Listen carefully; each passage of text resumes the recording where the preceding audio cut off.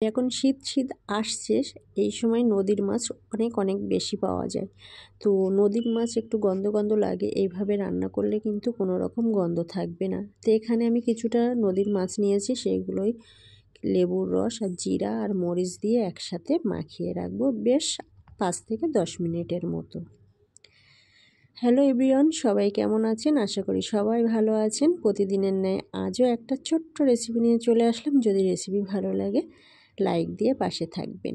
এদিকে মিক্সিতে কিছুটা ধনিয়া পাতা, সাদা আর কালো সরিষা, কাঁচা লঙ্কা দিয়ে আর টমেটো দিয়ে ভালো করে পেস্ট করে নেব। আবার এগুলো মাখিয়ে আমি প্রায় 5 থেকে 7 মিনিটের মতো রাখবো। টোটাল 20 মিনিটের মতো মাখিয়ে রেখেছিলাম। এদিকে অন্য একটা কড়াইয়ে তেল দিয়েছি আর ফোড়ন হিসেবে এলাচ, দারুচিনি আর লবঙ্গ দিয়েছি, আর সাথে সাথে এক মুষ্টি পেঁয়াজ দিয়ে দেব আর আদা আর রসুন বাটা বেশ লালচে করে ভেজে নিতে হবে, যাতে মশলার গন্ধটা চলে যায়। আর এখানে স্বাদের জন্য লবণ দিয়ে দেব, আর দিয়ে দিচ্ছি কিছুটা শুকনো লঙ্কা, জিরা, মরিচ, ধনিয়া গুঁড়ো, সব রকম মশলা এখানে দিয়ে দিলাম। আর এক্সট্রা কোনো মশলা দেব না। আর কালারের জন্য দিয়ে দিচ্ছি হলুদ। বেশ মশলাগুলো অনেকক্ষণ ধরে কষিয়ে নেব। এই যে পুড়ে আসবে বলে তাড়াতাড়ি ওই যে মশলা করেছিলাম সেটা ধুয়ে মিক্সিতে জল দিয়ে দিচ্ছি। ভালো করে নাড়িয়ে চাড়িয়ে মশলা কষিয়ে নিলাম। এই যে কষানো কমপ্লিট হয়ে এসছে। এবার এর মধ্যে পরিমাণ মতো জল দিয়ে দেব। জল দেওয়া কমপ্লিট হয়ে এসছে। জল ফোটার জন্য অপেক্ষা করব। যতক্ষণ না পর্যন্ত ফুটছে ততক্ষণ কোনো কিছু দেওয়া যাবে না।